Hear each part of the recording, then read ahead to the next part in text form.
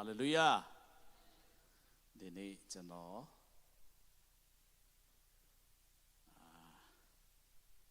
Masian toto mia ga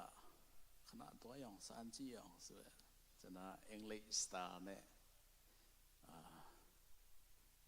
di enji le setaba ka chano lesson pi de ka ja ro ape pit de ni wa yang so pi ma chu sa bi weta phit de pi ma di Myanmar Sian ma taya ma ho da ro toto le ja de ne do chau de le ja yan chau do ma ho phit da de me se lang pi ka chano request လုပ်တဲ့ခါမှာကျွန်တော်ကြိုးစားပြီးရတာဖြစ်တယ်ကျွန်တော်မှာတားနှစ်ယောက်ရှိတယ်ကျွန်တော်အမျိုးသမီးနဲ့အင်ထုံကျမစွာ healthy family เนาะကျမပျော်ရွှင်တဲ့မိသားစုအနေနဲ့ကျွန်တော်အမှုတော်ဆောင်တာဖြစ်တယ်ဒီနေ့ကြွရောက်လာတဲ့ဓမ္မမိတ်ဆွေများအပေါ်ဖျားရှင်ကောင်းချီးပေးပါစေကျွန်တော်တရားဟောတိုင်းမှာတခါတလေကောင်းစင်နဲ့ပဲဖိဘာဟောရမလဲဆိုတာတော်တော်လေးရုန်းကန်ခဲ့တယ်။ဘာဖြစ်လို့ရုန်းကန်လဲဆိုတော့ကူတိတဲ့ဟာနဲ့ပရိသတ်နော်အတင်းသူတင်းသားတို့လူအပ်တဲ့ဟာတခြားစီဖြစ်တဲ့ခါကျတော့တော်တော်လေးရုန်းကန်တယ်ဘာဟောရင်ကောင်းမလဲဒါမှမဟုတ်ဘာမဟောရင်ကောင်းမလဲဆိုတာစဉ်းစားရခက်တယ်ဒါမဲ့ဒီနေ့กิมมังดูเองมาเนาะ home visit သွားတယ်ကလေးစုပေါင်းပေးတယ်အတင်းတော်ကိုစားသွားပြီးမှလက်ဆောင်တွေပါတယ်မေတ္တာပြတဲ့ခါမှာကျွန်တော်စိတ်ထဲမှာပေါ်လာတဲ့ဂျမ်ပိုက်เนาะဂျမ်ပိုက်နဲ့ခေါင်းစဉ်လေးကျွန်တော်ပြင်ဆင်ပြီးမှဟိုအတတ်နိုင်ဆုံးပြင်ဆင်တာဖြစ်တယ်ဆိုတာပြောချင်တယ် Okay ဒီနေ့ Okay counseling and mentoring ဆိုတဲ့ကောင်းစင်လေးနဲ့ကျွန်တော်တော်တော်လေးစိတ်ဝင်စားတဲ့ကောင်းစင်လေးဖြစ်တယ်အဲ့ဒီကိစ္စနဲ့လည်းကြောင်းတက်တုံးကဆိုရင်တော်တော်လေးအမတ်များဆုံးရတဲ့counseling department ဖြစ်တယ်အဲ့ဒီ counseling နဲ့ mentoring ပတ်သက်တဲ့ဟာတွေလည်းကျွန်တော်တော်တော်လေးလိုအပ်တယ်လို့ကျွန်တော်ဗါလဲဘဝမှာနော်ဘဝမှာလူငယ်ဘဝမှာမိသားစုမှာအဓိကကျွန်တော်တို့နိုင်ငံခြားမလေးရှားရောက်တဲ့အဓိကဟိုလူငယ်တွေတော်တော်လေးလူအပ်တဲ့ခေါင်းစင်ဖြစ်တယ်ဆိုတာကျွန်တော်စိတ်ထဲမှာပေါ်လာတဲ့ခါမှာကြိုးစားပြီးပြင်ဆင်တာဖြစ်တယ်ဆိုတော့တိုင်ပင်ဆွေးနွေးအကြံပေးခြင်းဆိုတာကျွန်တော်တို့ခေါင်းစင်ဖြစ်တယ်ဆိုတော့ဒါတော့အစင်ပင်တစ်ခေါက်လောက်ဖတ်ကြည့်မလဲတာနော် Well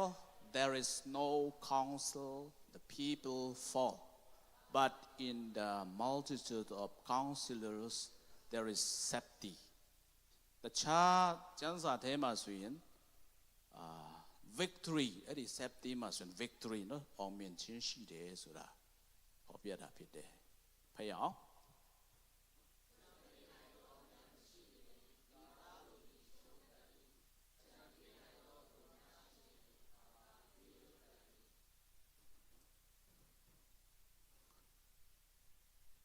ဒီကျမ်းစာကဆလမုန်ကရေးသားတာဖြစ်တယ်ဟူတော့ကကျမ်းစာခက်တော့ကဆိုရင်ဘယင်တွေကောင်းဆောင်ကြီးတွေဂျီပရိုဟိတ်တွေကဘယ်လဲ advisor เนาะအကြံပေးပုဂ္ဂိုလ်တောင်းပြီးမှအိုးဆောင်တာကျွန်တော်တို့တမိုင်းထဲမှာတွေ့ရတယ်ဆိုတာလောက်ပဲ Okay how to find a good counselor or mentor တိုင်ပင်ဆွေးနွေးအကြံပေးခြင်းကိုကျွန်တော်တို့ဘယ်လိုရနိုင်မလဲဆိုတာကျွန်တော်တို့number အခါဗလဲ chapter 40ဆွေးနွေးသွားဖို့ပြင်ဆင်ထားတယ်ဒီလား chapter 4ပေါ့နော်ကောင်းနားထောင်ပြီးပါအဲ့ဒီ single သမားတွေလည်းတချို့နော်အကြံပေးတဲ့နေရာလည်းရှိနိုင်တယ်အလုပ်ငန်းကိုင်ငန်းမှာအကြံပေးတဲ့နေရာလည်းရှိတယ်မိသားစုမှာလူအပ်တဲ့ဗလဲဖျားဖွင့်ပြချင်တဲ့ပွိတ်တွေတချို့ရှိမယ်လို့ကျွန်တော်ယုံကြည်ပါတယ်Okay, before you start, အဲ့ဒီအကြံပေးဆွေးနွေးအကြံတိုင်ပင်ဆွေးနွေးအကြံပေးခြင်းကိုကျွန်တော်တို့ မရယူခင်မှာဘာလို့ရလဲဆိုတော့နံပါတ်1 pray for guidance ဖျားသခင်ရဲ့လမ်းပြဦးဆောင်မှုအတွက်ကျွန်တော်တို့ဆုတောင်းဖို့ဖြစ်တယ်ရှင်းရှင်းလေးပဲတက်တည်ခံမယ်ဆိုရင်ကျွန်တော်က34မှာအိမ်ထောင်ကြတယ်ဟူးအရင်တန်းဝါဘဝပဲချင်းကနေစားလဲဆိုတော့ကျွန်တော်16လောက်ကနေစားတာဒါပေမဲ့အသက်20ကျော်လောက်ကျွန်တော်တန်းဝါဘဝဖြတ်တန်းခဲ့တယ်အဲ့ဒါကိုဘာဖြစ်လို့အိမ်ထောင်ကြီးနောက်ကျလဲဆိုတော့ကျွန်တော်ကဒူးမထောက်ပဲနဲ့မျက်စိပဲတောင်းတာပွဲရှင်ကျွန်တော်တို့တည်တယ်ပွဲ section ပွဲလို့ခေါ်တာစီဝေးပွဲတွေရှိရင်ကောင်မလေးတွားကြည့်တော့ချိုးလို့ကွာအလောက်နဲ့ပဲကျွန်တော်ဆုံးဖြတ်တာများတယ်ဆိုတော့ before you make a decision you must kneel down ဆုံးဖြတ်ချက်တစ်ခုမလုပ်ခင်မှာဒူးထောက်ပါအဲ့ဒါကိုကျွန်တော်ဘယ်ချိန်မှာတည်သွားလဲဆိုတော့2020ရန်ကုန်နေကျောင်းပြီးတယ် US တွားဖို့ appointment ရပြီတန်ရုံဝင်မလို့ဒါမဲ့ကိုဗစ်ကြောင့် US ကိစ္စ delete and install အဲ့ဒီကိစ္စတွေအစမပြေတော့လို့ချင်းတောင်ဗီဇာချင်းတောင်ပြန်ပြီးမှစိတ်တကြနိုင်ငံခြားသွားမယ်ဆိုတာစိတ်တကြလိုက်တာအိမ်ပြန်တော့နောက်ဆုံးမှပွဲရပြီလေပွဲလုပ်တယ်အဲ့ဒီပွဲလုပ်တဲ့ခါမှာကျွန်တော်ကကောင်မလေးတယောက်တွေ့တယ်အဲ့ဒီကောင်မလေးကဘယ်သူလဲကိုပီနိုကျွန်တော်ရဲ့မိန်းမဖြစ်တာအကြာကြီးတောင်းပါလုပ်ခဲ့တာဒါပေမဲ့အဲ့ဒီနေ့မှာပဲသူ့တွေ့လိုက်တော့တွေ့ချင်းဆိုအစင်မပြေဘူးလေကလေးတကယ်တည်းချောင်းပေးကစားစပင်ဖြောင်းတာနဲ့မာနကြီးနေတာဒါပေမဲ့ကျွန်တော်ကဒီတယောက်ကတော့မလွတ်ဘူးတည်းမှာမိတူနော်အဲ့ဒီရောင်းကနေလာတဲ့မိတူသူတို့ရောမှာယူပြီးမှမိတူဆွဲရတယ်ဆွဲပြီးမှသူတို့အိမ်တွားလဲပြီးဆိုရင်ဘာကိစ္စနဲ့တွားလဲလဲဆိုတော့ထောက်ခံစာစုဖူးတွားလာဒါပေမဲ့ကောင်မလေးကြည်တာတယောက်ကအဲ့ဒါနဲ့သူစားလိုက်တာကွာစားတယ်အဖေမရတဲ့ခါကျတော့အိုးတယောက်ထဲကတင်ပေါ်မှာဒူးထောက်ပြီးမှဖျားသခင်ဒီတယောက်တော့ကျွန်တော်ရဲ့အမျိုးသမီးဖြစ်ပါစေတန်းဝါဘဝကိုငီးငွေ့ပြီးတားကိုကြည့်ပါဆုတောင်းတာအဲ့ဒါနဲ့ဖျားသခင်က confident အပိနော်ဆိုတော့ဘဟုတုတအနေနဲ့ပြောမယ်ဆိုရင်တင်းအထဲမှာ peace ငြိမ်သက်ခြင်း confident တခုခုမရှိသေးဘူးဆိုရင်အဲ့ဒါကတင်းအတွက် partner လင်မယားမဟုတ်ဘူးအဲ့ဒါသိချတယ်တခါတလေကိုကရီစားထားတယ်ဒါပေမဲ့စိတ်ထဲမှာဖျားသခင်ကွဲပါစီကွာတခုခုနဲ့ကွဲခိုင်းပါဦးဒါပေမဲ့အဲ့ဒီထဲမှာ peace တရားမတရား peace ရပြီဆိုအဲ့ဒီတယောက်ကတင်းအတွက်ပဲဆိုတော့ဆုတောင်းခြင်းနဲ့အင်ဘာလဲ partner နော်မိန်းမပဲဖြစ်ယောက်ျားလေးရှာဖို့ကျွန်တော်ပြောချင်တယ်အဲ့ဒါကဆုတောင်းခြင်းဒူးထောက်ခြင်းဖြစ်နော် pray for guidance ဒုတိယအနေနဲ့ clarify your needs တဲ့လူအချက်များကိုရှင်းလင်းပါနော်ဘာကိစ္စနဲ့ဘာအကြောင်းအရာနဲ့ဘာနဲ့ပတ်သက်တဲ့ဟာကိုတင်ကလူအပ်လေဆိုတာတိကြချပက်တာဆုတောင်းတတ်ဖို့နားလည်ဖို့အရေးကြီးတယ်။ဘာကြောင့်လဲဆိုတော့ကျွန်တော်တို့တိကျမှန်ကန်ရှင်းလင်းတဲ့ you a channel but what my at machine no need I chen lo ne pyo musin american pui tong pak ki zel pui tong pak ki ti la pui tong pak ki zel Christmas yau bi xuyên cho nó quay lâu để quan ta xả đã mẹ ít cùng khẳng ấy vậy Christmas ông tuân là cùng khát khẳng ấy liền số đó ấy thì thế mà cho nó ti chạ mang cả này yuệ chất này u ba mà xuyên ok à cô xuyên cho nó cả u ba mà độc tham mông quá chẳng biết mà speaker lúc đấy độc tham mông Dr. Mongko cho nó anh này yên này đấy bầu cù yên này đấy mentor yên này đấy counselor yên này đấy từng ngày trên à chẳng bị bầu cù tiêu anh này cho nó trên cắt mẹ xuyên bề bề can đó mà trên cái gì mà lấy rồi cho nó cả bari mít lấy rồi sao vậy cho nó cả sa nó Satan biểu述的education cái sao cho nó siêu anh sa đấy đa dạng Beluni ne chuno ka tindan sia kong te yok phin nai mle Beluni ne chuno ka sai sia te yok phin nai mle Beluni ne chuno ka biblical preaching chan sa tai te ya ho de theologian te yok phin nai mle sura chuno ti cha man kan de clear vision ne tu chen ka ya suro lu te yok ku menta ku ye a chan bi pau ku sui ni tai pin pau ku te yok ni neပြောမယ်ဆိုရင်လူတွေကလည်း busy မအားဘူးဒါပေမဲ့ကိုက specific topic နဲ့ question ထုတ်လိုက်ပြီး message ပို့လိုက်ပြီးတခုခုဗလဲရွေချက်နဲ့သူ့ချင်းကလိုက်မယ်ဆိုရင်သူတို့ကစိတ်ပါတာဥပမာဆက်ခမ်ခေါ်ကွာစာပုတိုင်းမပြင်ဘူးဒါပေမဲ့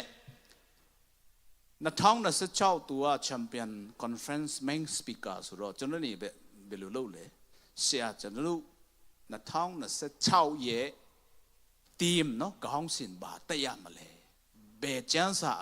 ชีขันปีมาจนรู้ตีเช็ดดีบารีฟันไรส์โลดาเปลี่ยนเสียงโดเมสุดเปียวจินะก็ specific need specific quality specific message specific purpose อันนี้เนี่ยจนรู้ตีชาในผู้รู้อัตเตสุดาจนပြောချင်တယ်ဘာကြောင့်လဲဆိုတော့လူတယောက်ကကိုယ့်အတွက်အချိန်မရှိဘူးသူတို့လည်းအချိန်မပေးနိုင်ဘူးကိုလည်းအလုပ်ဗလဲ busy တဲ့လောကမှာတက်ရှင်တဲ့ခါမှာကျွန်တော် specific တည်တတ်ဖို့လိုအပ်တယ်ဆိုတာပြောချင်တယ်နံပါတ်3အနေနဲ့ look for a person with spiritual fruits ဝိညာဉ်ရေးရမှာယဉ်ကျေးပြီးမှအတီးတီးတဲ့ပုဂ္ဂိုလ်ကိုကျွန်တော်ရှာတတ်ဖို့ရည်ကြီးတယ်လူတိုင်းရတာအဟောကောင်းတယ်အပြောကောင်းတယ်ဟာတာဖောက်တယ်ဒါမဲ့ secret သူတယောက်တည်းအမောင်ထဲမှာသူတယောက်တည်း Monday မှာသူတယောက်တည်းအပြင်ထွက်တဲ့ခါမှာသူတယောက်တည်းခရီးထွက်တဲ့ခါမှာကြိုက်တယ်လို့နေတဲ့ပုဂ္ဂိုလ်တချို့ရှိတယ်ကျွန်တော်ပြောဖို့တာချင်းလို့နဲ့ဆိုရင်ဒီမှာစိတ်တွေလုံနေတယ်ဒါပေမဲ့ဗျာဆိုင်မှာလည်းကတယ်တချို့ကအဲ့လိုမျိုးပုဂ္ဂိုလ်တို့မရှာရဘူးဒီတခါဆရာလန်ပီက worship ဦးဆောင်တဲ့အခါမှာကျွန်တော်စိတ်နှလုံးထဲမှာစကားနှလုံး towards ပေါ်လာတာဒါဘာလဲဆိုတော့ faithfulness and fruitfulness နော်သစ္စာရှိရမယ်အတီးကိုတီးရမယ်သစ္စာရှိတဲ့ပုဂ္ဂိုလ်တိတ်ခါထင်းတဲ့ပုဂ္ဂိုလ်တန်ရှင်းစွာအသက်ရှင်တဲ့ပုဂ္ဂိုလ်နဲ့ကျွန်တော်တို့မန်တာเนาะကောင်စီလာလုပ်ဖို့တော်တော်လေးအရေးကြီးဘာကြောင့်လဲဆိုတော့ချဲလို့နည်းနည်းထည့်လိုက်မယ်အမကိုက်တဲ့အုံ influence တဲ့ဤဟီဘန်ဘန်ပန်ကိကမ်တာဟงฮูဇပ်ကိတုခုအိုင်မနေနာนางองค์มากายดิ้งเมนตาเลนางอาเจียนองไปดิ้งมีเป็นเตลเสียมามากูลีดาจังวิญญาณอตีกูตีปีมาอัตตามาปงเตตีกองเปียเดตูกูจนรู้ยุยตัดผู้ยี่จีเดแต่คุกู question แต่คุกูอภิญญาชินใน question เลยอาจารย์ အကျဉ်းဒီပါရီတောင်းတဲ့ခါမှာအဲ့လိုမျိုးတစ္ဆာရှိပြီးမှအတီးမတီးပဲနဲ့ဖျားတရားမှာအဆက်ဆက်ရမှာမရင်ကျတဲ့ပုဂ္ဂိုလ် advice idea အကျဉ်းလေးမေးလိုက်ပြီးဆိုရင်တရားလမ်းလွဲဖို့နီးလာပြီတချို့တော့သူကငယ်ငယ်တော့မဟုတ်ဘူးလူပြူတော့ငါပေါ့ဗျာတောက်ရင်ဝါတယ်ဗျာတောက်ရင်ကျမကြီးကောင်းတယ်အဲ့ဒါနဲ့ကျွန်တော်လဲအရန်ပိန်တာလေမောင်တို့တော့တော်တော်တီးမှာကျွန်တော်ပိန်အဲ့ဒါနဲ့ဘယ်လိုနည်းနဲ့ကျွန်တော်ဝါနိုင်မလဲစမ်းစားတာတချို့တော့သူကရေမြမြတောက်ဝါတယ်တချို့တော့သူကပါလေဝါစီနော်ထောက်စားငါပြထောက်မဝါနိုင်ဘူးဒါပေမဲ့အချိန်တန်လာတော့ဝါလာတော့ခုကတော့နည်းနည်းထိန်ရတာပြောချင်တာကတင်းနဲ့ကျွန်တော်ကိုအကြံပေးမဲ့လူတော်တော်လေးလူအပ်တယ်ဆက်စုံပြီးလဲပြီးခဲ့တဲ့2024ထဲနဲ့ကျွန်တော်တို့မလကာဆရာတွေက retreat နော် picnic သွားတာကျွန်တော်တို့တခန်းထဲမှာနှစ်ယောက်စီအိတ်တဲ့ခါကျတော့တညလုံးဆွေးနွေးပြီးမှဆက်စုံပြပါပြောလေကျွန်တော်ကမန်တာအတွက်ထားချင်တယ်ကျွန်တော်ထားချင်တယ်ပြောတော့လို့မဟုတ်ရဘူးကျွန်တော်လည်းငယ်သေးတယ်ငယ်လေးပဲဒါမဲ့ပြောချင်တာကလူတယောက်ကိုမန်တာအနေနဲ့ကောင်စီလာအနေနဲ့ခေါင်းဆောင်အနေနဲ့အကြံပေးပုဂ္ဂိုလ်တယောက်အနေနဲ့ထားဖို့ရန်ကျွန်တော်တို့အသေးသေးတော့ပုဂ္ဂိုလ်နော်ရင့်ကျက်တော့ပုဂ္ဂိုလ်ရှာတတ်ဖို့အရေးကြီးတယ်ဘုရားကြောင့်မတွားဖို့တဲ့လူစကားမမေးရဘူး Facebook ပေါ်မှာကြိုက်တယ်လူ post လို့ဟာတာတွေဖောက်တဲ့သူကိုအကြံမမေးရဘူးပြီးမှအလူငွေလည်းမထက်ဆိုးလည်းမတောင်းကျန်းစာလည်းမဖတ်ကိုရဝါပြီးမှကျန်းစာအကုန်တိတဲ့လူစကားမမေးရဘူးဆိုတာကျွန်တော်နည်းနည်းထည့်လိုက်မယ်နော်အဲ့ဒါက chapter 1ဖြစ်တယ်ဆိုတာကျွန်တော်ပြောချင်တယ် okay well to look ဒါဆိုရင်တော့ဘယ်မှာဆရာရမလဲမန်တာကောင်စီလာအကြံပေးပုဂ္ဂိုလ်တင်းကူတိုင်ပင်ဆွေးနွေးဆုံးမပေးမဲ့သူဘယ်မှာဆရာရမလဲနံပါတ်1ဖျားချောင်းထဲမှာဆရာရတာဆရာတပါးဆရာစာရေးဆရာတပါးကပါပြောလဲဆိုတာလူငယ်ဆိုတာကျောင်းမှာစာသင်ကျောင်းမှာနေရတယ်ဖျားကျောင်းမှာနေရတယ်အိမ်မှာနေရတယ်တဲ့အဲ့ဒီအပြင် night club မှာ video ဦးအပြင်မှာနေတဲ့လူမရှာရဘူးဒီနေ့ look your local church တင်းရဲ့ဒီတာခအတင်းတော်ကိုအတင်းတော်ထဲမှာကျွန်တော်ရှာဖွေဖို့ဖြစ်တယ်ဒီမှာ worship အိုးဆောင်တဲ့ဘုရားကျောင်းမှာအရှိဆုံးမှာထိုင်ပြီးမှခုံပေါက်ဒါပေမဲ့အပြင်လူတွေနဲ့ပေါင်းတဲ့လူတော့လာလွဲဖို့လွယ်တယ်တချို့ဆိုရင်နာမည်မပြောဘူးဆရာနေကောင်းတာပြောခါစားအခုဘုရားကျောင်းမလာတော့တချို့လေနာမည်ပြောခါနင်း sorry နော်ရုပ်ချောတယ်ဒါပေမဲ့ဘုရားကျောင်းမလာတော့ဘူးဒီတယောက်က This is a primary place to find potential mentors as you can observe people's faith and involvement in ministry. ကျွန်တော်လူငယ်ဘယ်လဲကျောင်းမတက်ခင်မှာလေမေရန်ဆရာကြီး S ပေါဆိုတဲ့အခုသူကဆုံးသွားပြီစာရေးဆရာကျွန်တော်တတိမထဲမှာစာရေးဆရာနာမည်ကြီးတဲ့ဆရာခခရဲ့အဖေနော်သူ့ရဲ့စာကျွန်တော်အမေရန်ဖတ်တယ်သူကပြောလဲဆိုတော့ဘုရားကျောင်းထဲမှာအကြာကြီးအများဆုံးအမေရန်ဘုရားကျောင်းတွားတဲ့ပုဂ္ဂိုလ်ဒါမှမဟုတ်လူငယ်ကစာတန်မာနရဲ့ထောင်6နော်ထောင်ထဲမှာမကြဘူးတဲ့เบียกินอไปเบียกนาสวะกิบัวขางโนเป็น撒旦尼唐所恶ngay lo ý gìဟုတ်တယ်မလားဆိုတော့တည့်ရဲ့တငယ်ချင်းပဲဖြစ်တင်းကိုအကြံပေးပုတ်ကိုဆုံးမမဲ့သူကိုဘယ်လိုဆရာရမလဲဖျားเจ้าထဲမှာခုနပြောတဲ့ဟာပြန် repeat လုပ်မယ်ဆိုရင်ဖျားကိုစားတယ်တစ္ဆာရှိတယ်ဖျားတရားထဲမှာမွေလျော်ပြီးမှအလူငွေပေးတယ်ဖျားเจ้าသွားတယ်ဖျားကိုချစ်တယ်တစ္ဆာရှိတယ်လုံငန်းကင်ငန်းမှာတစ္ဆာရှိတော့ကိုသူကိုကျွန်တော်တို့အကြံပေးပုတ်ကိုအနေနဲ့ရှာဖို့ဖြစ်တယ်။ဘာကြောင့်လဲကျွန်တော်တို့သူနဲ့လက်သွေးခဲ့တာကြာပြီသူ့ရဲ့အနေအထားသူ့ရဲ့အပြောအဆိုသူ့ရဲ့အသက်တာသူ့ရဲ့ခေါင်းဆောင်မှုသူ့ရဲ့အဆဆရကျွန်တော်တို့တွေ့တဲ့အခါမှာလုံးဝမမာဘူးဆိုတာကျွန်တော်တွေ့ရတယ်။ဒါပေမဲ့ကျွန်တော်တို့တည်မဖွေးလို့ပြောရမှာလားမြန်မာလူတချို့ချင်းတောင်ကမြန်မာများတော့အပြင်ကျွန်တော်တို့လူတစ်တွေတဘောကြတာ။ချိုးတယ်နော်ဒီကြောက်သူရဲ့ဘဝလည်းမတည်ဘူးချိုးလိုက်တာသူနဲ့ဓာတ်ပုံရိုက်နောက်ဆုံးမှာ friends Facebook မှာ friends နောက်ဆုံးတော့သူနဲ့စကားပြောပြီးသူရဲ့ဘဝကိုလုံးဝနားမလဲနောက်ဆုံးတော့ရီးစားဖြစ်သွားတော့ရီးစားဖြစ်အတဲခွေးသူရဲ့ဘဝနောက်ခံတမိုင်းဒီနောက်ဇိုမီစကားပြန်ထဲမယ်နော်အမတန်းသူခုနုံထဲရင်အတဲခွေးကြီးကင်အနွန်တန်းနာကိစီယာမီတမ်ပီအမိုင်လာဆီယမမအဆူကောင်းတယ်စေတန်အောင်တယ်တိတ်ကတူတက်တယ်နာမီချီးတယ်ဒါမဲ့အပေါင်းတင်းလို့ပြောရမှာလားသူ့အမင်တာသူ့ရဲ့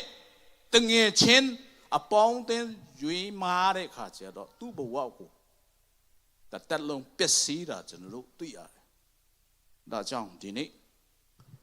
ဖျားเจ้าထဲမှာများနေတဲ့သူဖျားတရားမှာများအစီခံပြီးမှဖျားเจ้าထဲမှာရောက်ပြီးမှဖျားကိုချစ်တော့သူကိုနဲ့ကျွန်တော်တို့မန်တာအနေနဲ့ကောင်စီလာအနေနဲ့တငယ်ချင်းအနေနဲ့ရွေးဖို့ကျွန်တော်အားပေးရှင်တယ်။ဘာကြောင့်လဲအဲ့ဒီပုဂ္ဂိုလ်ကနှုတ်ကပတ်တော်ကိုပုံမှန်ကြားတယ်အဲ့ဒီပုဂ္ဂိုလ်ကအလုံးငွေပုံမှန်ပေးတယ်အဲ့ဒီပုဂ္ဂိုလ်ကအ ਨੇ ဆုံးစုတော်တောင်းတယ်အဲ့ဒီပုဂ္ဂိုလ်ကခရိယန်အတ္တတာလိုက်နာပြီးမှဖျားတရားမှာမွေ့လျော်တဲ့ခါမှာတင်နဲ့ကျွန်တော်မမာဘူးဆိုyour pet နော်ချစ်တော် pet ကျွန်တော်တို့ဖွေဒီကတခါတလေလေးကျွန်တော်တို့အိမ်ထောင်မပြုတ်ခင်မှာကျွန်တော်အမေပြောတာကောင်မလေးတယောက်ကတချင်းလာစုတယ်ကွာ worship ဦးဆောင်တယ်အမေရန်ဖျားတရားမှာ Sunday School ရှာလဲလုပ်တယ်မိုဂျူရှာလဲလုပ်တယ်ဖျားတရားမှာအမှုတော်ဆောင်တွေမိသားဗလဲအမှုတော်ထဲမှာ volunteer အနေနဲ့တော်တော်လေး active တဲ့ခါမှာသူတို့ဘာပြောဖူးလဲဆိုတော့ဟိဒါနိုင်ပဲမိုးရကလေးမချပွားပွားနူတဲခေါင်းနဲ့ in my pulpit မှာရလာစားတဲ့ခေါင်းအမိုးရနဲ့ကောမောဟိဒါနိုင်မိုးရကလေးဆိုတော့ဒီနေ့မိုးအကြောင်းပြောမယ်ဆိုရင်ဒီနေ့ single တွေတော်တော်များတဲ့ခါကျတော့ဖယားကြောင့်လုံးဝမတော်ဘူးဒါပေမဲ့အရန်ချစ်တယ်ဖက်လိုက်တော့ဒီတယောက်ဖက်လိုက်တော့ဒါပေမဲ့တင်းကိုအရန်ချစ်တယ်ဆိုရင်တော့ဖျားเจ้าမှာဟောမမာဘူးသူ single ဘဝမှာလွတ်လပ်သူတယောက်တည်းအသက်ရှင်တဲ့ချိန်မှာတော့မှဖယားတရားဖျားเจ้าလည်းမတော်အစည်းအဝေးလည်းမတော်ဆိုးလည်းမတော်ကျမ်းစာလည်းမဖတ်အလူငွေလည်းမပြီးတဲ့ပုဂ္ဂိုလ်ကတော့ငရဲပဲအင်ထောင်ကျန်တော့ကျွန်တော်ကိုယ်တိုင်အမှုတော်ဆောင်မိသားစုမှာကြီးပြင်းတဲ့တခါတလေလူအနေနဲ့ပြောမယ်ဆိုရင်ဖျားเจ้าတော်ဖို့တော်လေးခက်တယ်ไปนวมလို့อิทัดดะมาหูน้อไม่ตัวเป็นเบียงนามแกเป็นหมูจูปะน่ะองไกหมูจูกูขวาหมูจูกิพ่นมัสเปนะแกหมูจูองအဲ့ Eddie Muju Jang Twit Muju Gong Tuya de Boku Dongma Piajang Matwach in this here totally miare. That's why you not teach yare. Piajang le Matwa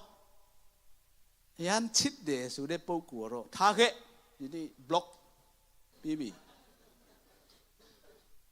Damet the Gelo to a yan chit de so in le Piatiama Powenbu. Josaba Dima Biakin Ongzuar Hitchang 10 people is all more. Send the letter tally now to work out enough.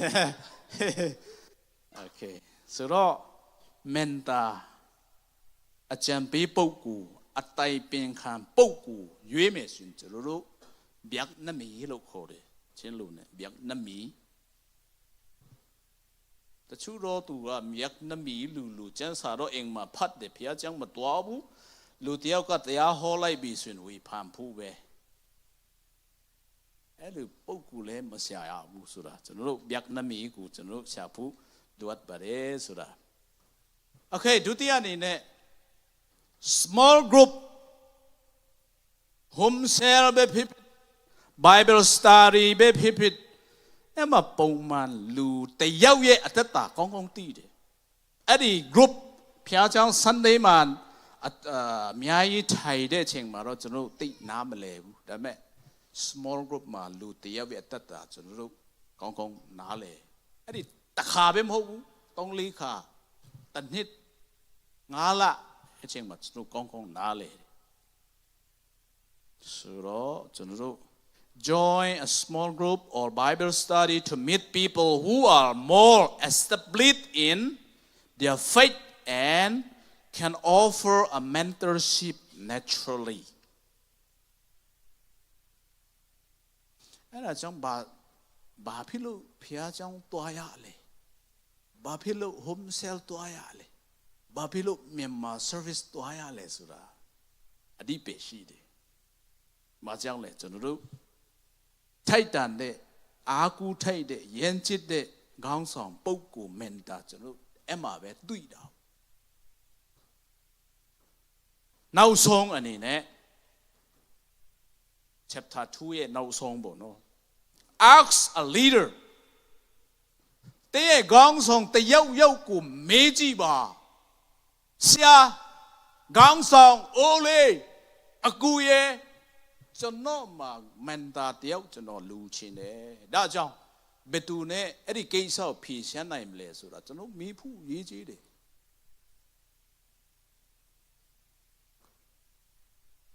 Malaysia tua phu xin cho nó to đi ngã yếu lâu mỹ là cho nó Malaysia mua đồ sòng bu cho nó khó khăn đấy tua ya mà tua ya bu là cái lý miêu mà ý chế quy biết sai ya mà là the ke aku thay de cho nó lê sa ya de yen chit de gang song mi ya de mya do phin nai ngan cha yau de phoi di kha acha bilu achen pi le su ro twa ba Myanmar nai nga achi ni le dilu phit de ka cha ro twa ya me cho nó le twa bi ma phya ka dilu po song de mi ba le mi de aku mong na ma de le mi de cho nên ở tam phổ classmate đi lên Mỹ đấy, sau đó nấu xong anh này cho nó nghỉ lễ bọn nó, cho nó nghỉ lễ là mẹ trái suy nuôi đó, nấu xong đó, tiêu thêm xong phía Phuket đấy, ta khá là lễ, anh thong ý cái sao bé phê ministry, ở biển suy lâu mê hà bé phê xong phía chết cha Phuket de kha ma chulu lu rui me ya de da chang di ni upama ya nukim no nukim shi de pa kham do le shi de pa Michael do le shi de pa tuang do ka sa ka kim biểu chi na ka chulu te yau the ke sa no relationship ke sa la ngwe chi ke sa la chamai ne patte da ha la song phiat chat cha me ke sa to ku shi me swin blai ji bing food ma ho be ne chunu menta အကြံပေးပုဂ္ဂိုလ်တယောက်ယောက်နဲ့ဆွေးနွေးတိုင်ပင်ဖို့ဖြစ်တယ်ကျွန်တော်အတင်းတော်လူကြီးပပဲ့ကပါပြောဖူးလေဆိုတော့လူတော့မပြောဘူးဒါမဲ့သူပြောဖူးတာကောင်လေးနဲ့ကောင်မလေးဒီကဗလဲအစင်မပြေဘူးအခုတော့လမ်းခွဲပြီကွာသူကပြောလေကေယုံဒုံလေကန်ဟိနူထူထေမေဝင်းကြည့်ကေယုံဒုံလေကန်ကကိထောပီကကိဂျန်နီမမအမတယ်မေဝင်းအမောက်ဒင်ဒုံဆဲလဝင်းနကိဇူကြီးယောဆိုတော့ when you are struggle to make a wise decision ask a mature person to give the right advice and rich information and that take decision rich information ပြောတဲ့အခါမှာဥပမာဒီဟစ်တူဒီတောက်ဖူးอ่ะကျွန်တော်ဘယ်လိုစဉ်းစားရအိုးဟစ်တူเป็นกี่หงไหนแล้วattack ไลน์โอเคဒီလာရ expire day ယဒကောင်ဘီလာမကောင်တီးဘူးလားဘယ်ကနေလဲကောင်းလားဒါမှတာလဲကျွန်တော်တောက်မလားမတောက်ဘူးလားဆုံးဖြတ်ရတယ်ဆိုတော့ကျွန်တော်လ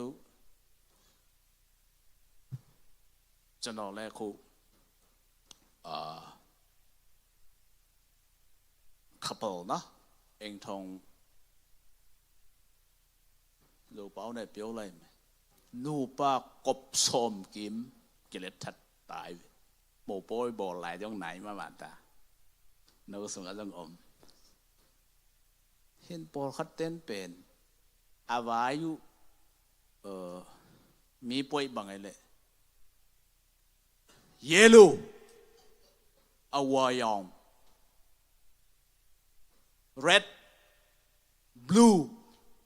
blue light အချက်ချင်ကပိုင်ဝင်မော blue ချင်ကကိပိုင်ဝင်အိုင်နာ green sorry I hope they know Celine know ne sorry Celine know ne immigration မှာဒုက္ခရောက်တော့ green light လို့ပြောတာ sorry မေးအင်အပိုင်ကွန်ချင်အကျန်ဒုံပန်ဘောကိုပေါ်ခတ်先表咩算 तू 啊 relationship အရှင်ပေးတယ်အင်ထုံပြုတ်ခါနီဇူထောလာတော့မှာဇူထောပြက်ခချံအကျန်မေးတာတချို့အဲ့ဒါနောက်ကြပြီအသေးကွဲဖူးပဲဆရာကျွန်တော်ကဒီတယောက်ကိုစရမလားဘယ်လိုလဲသူ့ recommend ပေးစမ်းပါဦးမေးရမှာကျွန်တော်ရဲ့မိန်းမနည်းနည်း online မှာကြည့်ပဲထင်တယ်ပြောလိုက်မယ်သူအဖေရဖို့တော်ခက်တာအဲ့ဒါနဲ့ကျွန်တော်နည်းနည်းဗလဲစိတ်တော့ကြပြီလေအဲ့ဒါနဲ့ကျွန်တော်ကကျောင်းအုပ်ကြီးရှာဒေါက်တာစီကေရန်တျမ်ဆိုရဲထန်တလန်ကဆရာကြီး Max ရဲ့ principal သူကဖိလစ်ပင်းကနေ PhD တော့ဘယ်လိုပြောလဲဆိုတာမောင်ရေစိတ်မချနဲ့နော်ဒီတခါတော့နိုင်ငံရေးကိစ္စနဲ့နေမင်းမတော့ဝန်ထမ်းလုပ်ဖို့ဝီးတယ်စိတ်မချနဲ့သူချာမှာဆိုလို့นังนลอมนูมานะจีสักเหรียญนี่เวจินนังกิโดมินอังไงแล้วกินได้ยินเลียเลยอังไงแล้วกินได้ยินล่ะขัดหูกันจุเลียนอ้อเป้าเหรียญตัวอัฐาตกวาลงาเหรียญเนี่ย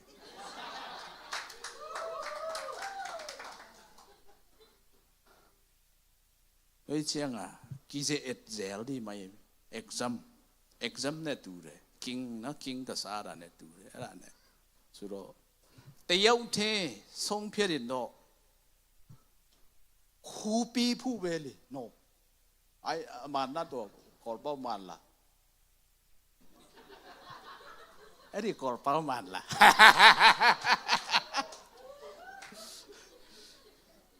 Pelani ne tua pu pidora, General Nya Bale Mucho Lili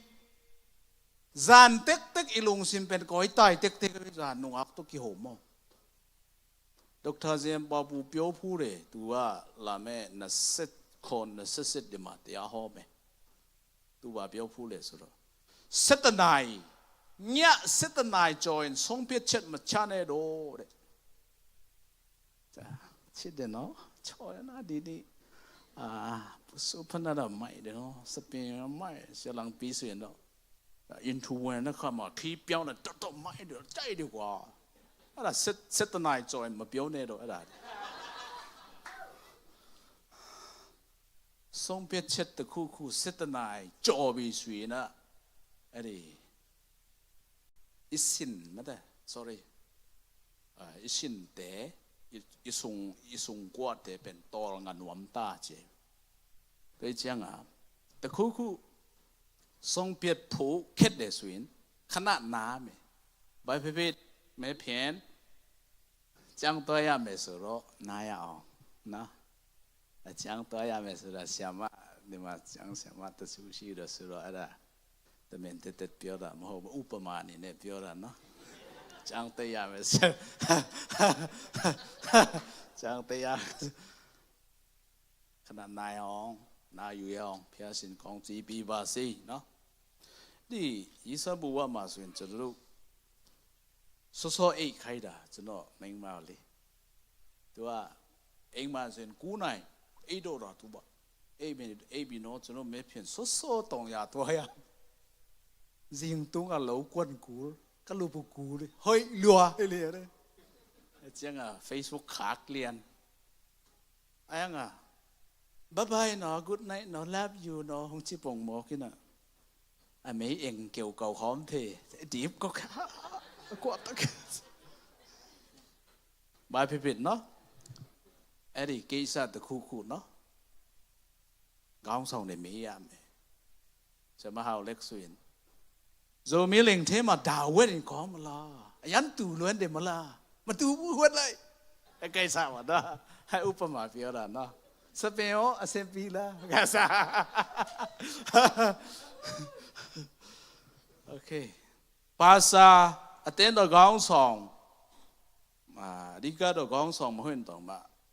Yenjet de Poku, no? Yenjet de Poku. General attend of Masun, Yenjet de Poku, the two sheet, eh? The two of Pototone needed to the sheet, eh? The may Yenjet Pima, Aku Tay de Poku, the two sheet, eh? Eddie Tema. General recommend low measure, the Tema swin. The nutting low, Pokim do. Isa Giza, Milo ya, to Saya Jive, Siama Jive. To know le Milo yade. David to know me, no. Weeding program, so if we Mengla song boys and below, so I am less or I bet to know, see Laro. The two labi, 2 Piochina to not debile, computer Pembi, Benile. Benile. Mo boy, let ballet. Mo lia di qua, bang ni, unquan one di pa liane. Okay, ba pivot no? Okay. Yabi. Now you watch TV suro. How to initiate relationship. Relationship the kuku belu sati yamle sura. Observe and discern. Sound TV by chaba. Huna chunu miai piaudu piabi doabi. Observe.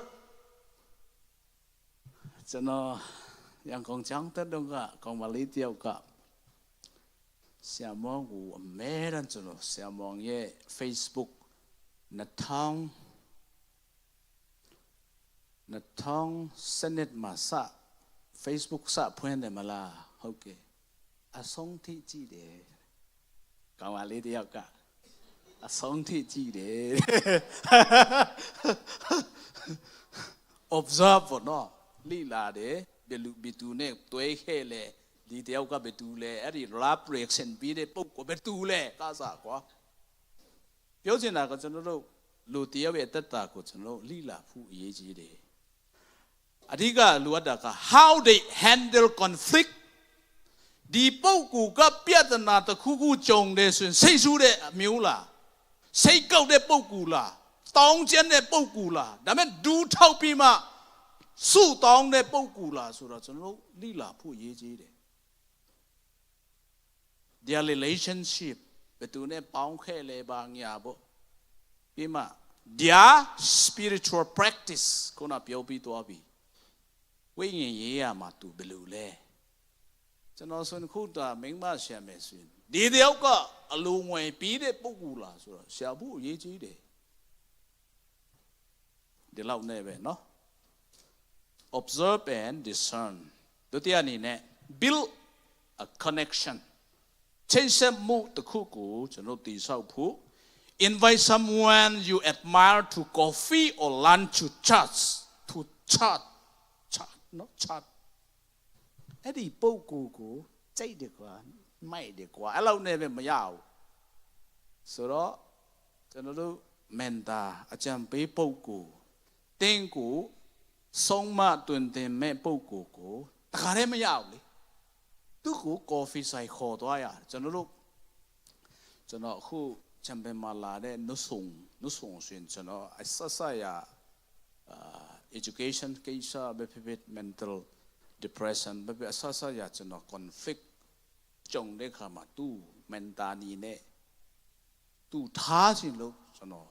ကြိုက်ရတာဆိုင်မှာခေါ်တယ်ဘယ်လဲသူတို့ဖះเจ้าမှာတွားတယ်ပြောချင်တာကလူတယောက်ကိုကျွန်တော်ယဉ်နေဖို့ဒီတိုင်းဓပုံရိုက်လောက်တာနဲ့ယဉ်နေဖို့ခက်တယ်ဥပဟာလေကအဆူပိုင်းမှာညံပြီး idol ညံပြီးကိုကပ်ဖို့ဆိုတာတခုခုကျွေးရတယ်တခုခုဆောင်ရွက်ရတယ်အခုကျွန်တော်ငယ်လေးမုံတောင်ဆိုရင်တော့စထန်တောင်တို့စကင်ပေါတို့ဆရာဒေးဗစ်ကင်နော်ဒေးဗစ်ကင်တို့နာမည်ကြီးတဲ့တကယ် musician composer တွေရှင်အမဲရတူကတ်တာဘုရားကတူဆရာဒေးဗစ်ကင်နဲ့စာသူတို့နှစ်ယောက်စင်ကာပူမှာအခုခါနဲ့ဆီမီနာလုပ်ဖို့သူ Facebook တင်တာကျွန်တော်ကပြီးခဲ့တဲ့10နှစ်လားအဘေစာကုမ်som lai ka ho pi a chen ka dot ka pa tang ma sia pa to pa na kholong jin sak kho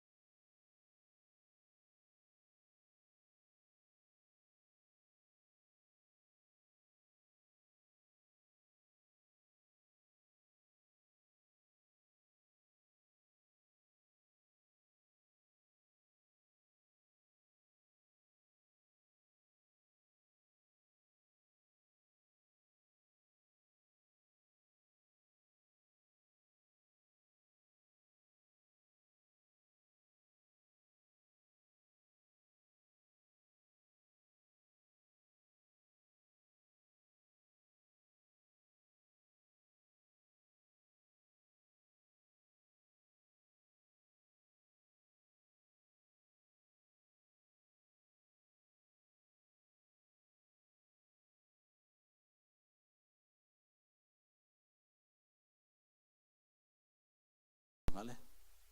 to na sak pe nu mi dik thu nge na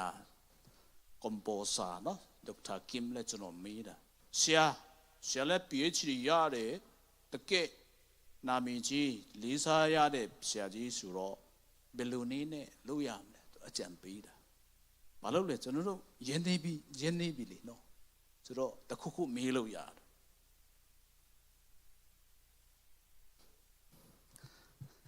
te khan chat ve mya cha chin de so ro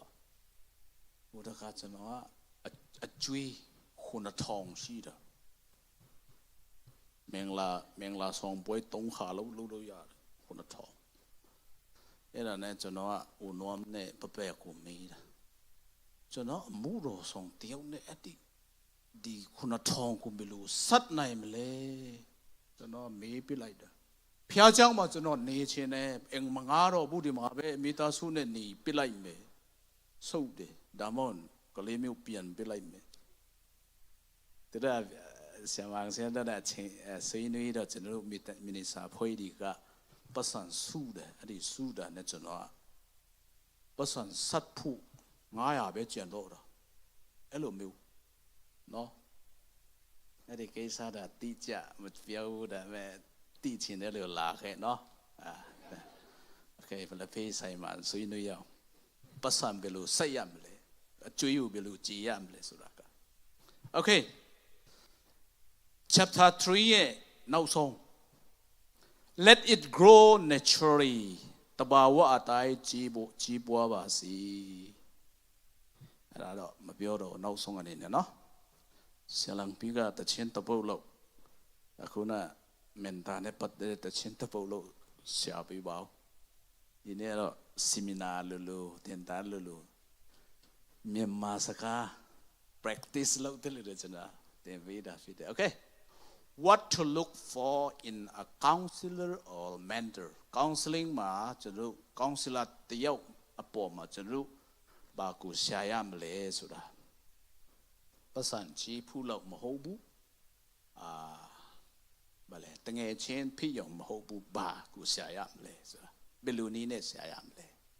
Okay number 8 trustworthy and honesty honest ဒီဝေထဲလိုက်တာ honesty ယုံကြည်စိတ်ချပြီးယူသားမှုကိုမင်တာเนาะအကြံပေးပုဂ္ဂိုလ်ဆုံးမတွင်တင်မဲ့ပုဂ္ဂိုလ်ကိုရှာတဲ့အခါမှာကျွန်တော်တို့ပတ်စံချမ်းသာရုပ်ချောဘလဲဖော်ရွယ်ယုံမဟုတ်ဘဲနဲ့အာကူ trustworthy တယောက်နဲ့ honest ဖြူစင်ဖြောင်းမယူသားတဲ့ပုဂ္ဂိုလ်ကျွန်တော်တို့ရှာတတ်ဖို့အရေးကြီးတယ်အခုဆရာလံပီကပြောဖို့တာအဲ့ဒီ coffee company လေပြတ်တယ်မလား coffee company အဲ့ဒါ trustworthy မဟုတ် honesty လည်းမရှိဆရာလံပူပြောဖို့တာချင်းလို့နဲ့ပဲပြောတတ်တယ်ဒါလေခွေစုကပြားကြီးကခြူတယ်မလားခါလာခြူလားခါပြီးမဲ့sorry ခြူပြီးမဲ့လျက်လဲงအခွေရင်တဲ့ပပိုင်ပဲမตัวนั้นเปลี่ยนเนี่ยตัวกาแฟเป็นคุ้มล้อตื่นเป็นအခွေအဒေးတိုင်းခွေဒေးမနော်လောအဲ့ဒီနော်လောဆိုတာမြန်မာလိုနဲ့နားလိုက်တာ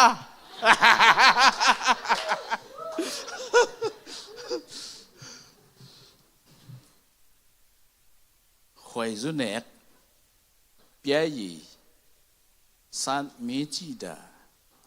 လောက်မဟုတ်ပဲနဲ့ယုံကြည်အားကူထိုက်တဲ့ဖြောင်းမတ်တဲ့ယူသားတဲ့ပုဂ္ဂိုလ်ကောင်စီလာအနေနဲ့ရှာတတ်ဖို့ရည်ကြီးတယ်တချို့သောသူတွေကအပြောကောင်းတယ်ဒါပေမဲ့ခုနခွေယူပြောတယ်လို့နောက်ဆုံးမှခါးတီးတဲ့အရာဖြစ်တတ်တယ်ဆိုတာကျွန်တော်တို့ A good mentor is credible honest and can keep conversation confidential တင်ပြောတဲ့ဆွေးနွေးတိုင်ပင်တဲ့ကိစ္စတစ်ခုခုကို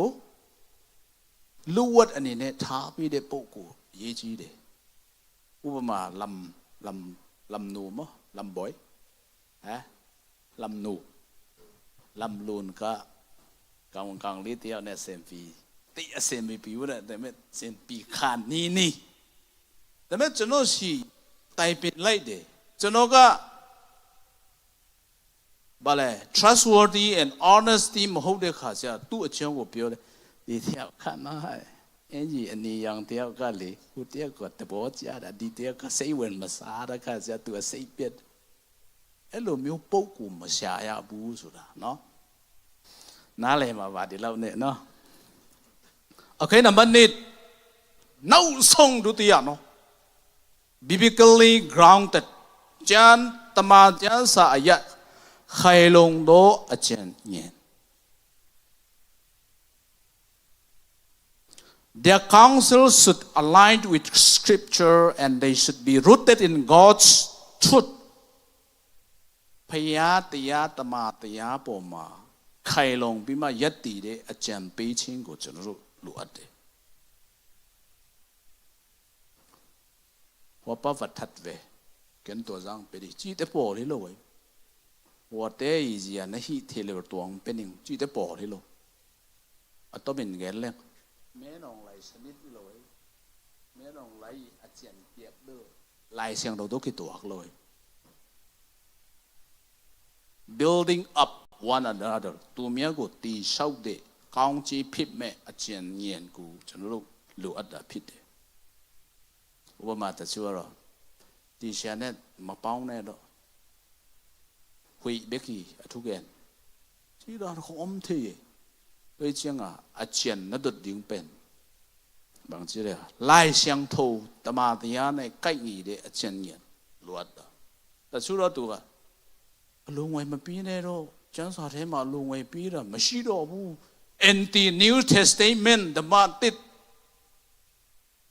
စ်ကျမ်းထဲမှာဒါတွေမရှိတော့ရှုပ်ပြောတာနောက်ဆုံးမှသူလမ်းလွဲတဲ့ယူပါယုံအကျံပေးခြင်းဖြစ်တော့ဆိုတော့ဖျားတရားနှုတ်ကပတ်တော်တမန်တရားနဲ့ကိုက်ညီတဲ့အကျံပေးခြင်းဖြစ်ရမယ်နောက်ဆုံးတော့humble and available they should process humility be approachable and willing to invest time and energy in the relationship အကျံပေးပုဂ္ဂိုလ်မန်တာကောင်စီလာအတယောက်အနေနဲ့ထားတယ်ဒါပေမဲ့အခက်ခဲပြဿနာကြုံတဲ့ခါမှာမအားဘူးခဏလေးပြန်ခေါ်မယ်ဒါပေမဲ့မခေါ်တော့ဘူးโอ้လူမသူနာမည်မပြောဘူးဦးလေးတယောက်ပေါ့ကပါလုံးတဲ့ခတ်မြန်မာဘူအဟမ်ပြန်ခတ်ဘိုင်းနေလငဟိုမွန်းဟဲ့ပြီနာတော့မန်ကိဆိုင်ဘန်တို့တာရရီအိမန်ဗက်လို့ဆရာခဏနေချင်ပြန်ခေါ်မယ်စာပဲပို့ပေးပါနော်ဘာပြောချင်တာလဲโอเคကိကမန်ဆရာကအမဟုတ်လဲโอเคတငယ်ချင်းခဏလာပြန်ခေါ်မယ်နော်လုံးဝမခေါ်ဘူးတချို့တော့သူတွေက promise keeper နော်ဗလဲဂတိမတီတဲ့ကောင်းဆောင်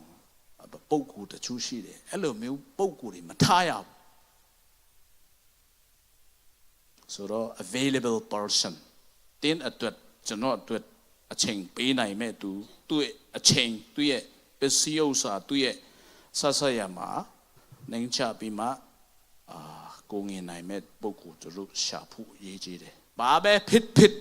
မန်တာထားပါကောင်းစီလာထားပါတယောက်ထဲမတော်နဲ့ဒီမြန်မာပြည်မလေးရှားဒုက္ခပြဿနာကျွန်တော်ကြော်လွှားဖို့တယောက်ထဲအဆင်မပြေဘူးတော့ကိုဗစ်ကာလမှာဆိုရင်ကျွန်တော်ကြောင်းလဲအဆုံးထိတက်နိုင်တာကစေတတ်တော့တော်တော်လေးကြတယ်9 နှစ်လုံးကိုဗစ်တွင်းမှာကြောင်းတက်တာကျွန်တော်မိန်းမရဲ့ဂျမ်ပီချင်းလဲပါတယ်ပြီးမှကျွန်တော်အဖေကအမေရန်နဲ့ကြောင်းကိစ္စဘယ်လိုလဲပေးနိုင်လားအဆင်ပေးလားအဆုံးထိသွားပါနော်နောက်ဆုံးမှကျွန်တော်ဆရာတယောက်ကသူက เมนดาจะน้อยเมนดานิวซีแลนด์ก็ผิดตัวลาเมนัสเช่ามา2026มามาเลเซียจะน้อยเนี่ยตัวบุคนาลามาโอ้ไม่มาปีตัวปาเปียวเลย zoom เทมา don't go alone work together same hormone no เกี่ยวไปคนขัดเกียนฮิกูวิดฮักษณะกินออกสู่โลดิฮิเจมแต่เชียงนะฮิเมนตาสงะเตี้ยมีบาเลพิษไหนเดเตี้ยกูอามาเดอากูงี้กูมังนามาเลพิษไหนเดเตี้ยเข็นยันเข็นเมียนเดตั้งเงเชนไม่สวยเลพิษไหนเดเต้งกูยันมงเดลูเลเตี้ยตัวเลบาเลเมนตาตัวเลพิษไหนเดเตี้ยเนี่ยตานพอเนาะคลาสเมทcolleagues เลยพิษไหนเดเตี้ยเองนี้นะลูเตี้ยวยกเลยพิษไหนเดทีนี้ส่วนกิมบังดูเองมากะลีตัวสู้ตองดอกจนว่าบาเบลเลยเล่นนังเป็นนาวปังมาลายตาเนี่น้อยเปียกด้านนาวเก็บด้านเป็นยันนุมานบุยที่ของดงเลยจนเตียวหลัวมาตัวดดกูเลยมีดดกูเลยไอ้แกเทด่านเลยตุงบุบเป็นไอ้เทด่านไอ้ฟังกันก็มาเอ็นเสเราตัวด้านน่ะมาเล่ายาบุวันหนูเนาะโอเคนูมังนังเจ้าดิมั้งเจ้าดินูมังเจ้าสอไม่เตตัวจ้าจีพนนี่มั้งตาเอามากำละเป็นนาเวงเมนูเป็นเราวางในนี่เกมข้องเงินขนมข้องหน่อยอ่ะLS คักเดียวให้มาไม่ขดิ้งโอเคจำไว้หาตาลูเปียวเป็นเมจนก็ยันเยจีเดอย่าพิเดดเนาะแต่จ้องใครเดี๋ยวมาซิงเกิลตมาดีก็เมนตาท้ายแต่เชิงลุงปังกาเอามาไวไฟเนี่ยมาเล่ายาวเจนปีปกูท้ายแม่เบเชิงมาอิงทองเจ้าดากองทรงเลกาซาบ่เนาะจุดอเตควยดาสุดตบาวาลากาซาเนาะนี่เลยอ่ะโอเคดูได้จงได้หาลากาซาบ่เนาะโอเคมาเตยปีมาจุดรูชินตะปูสูปีมาเสียมังเสียงก็ส่งตัดสู้ตองปีบ่เนาะ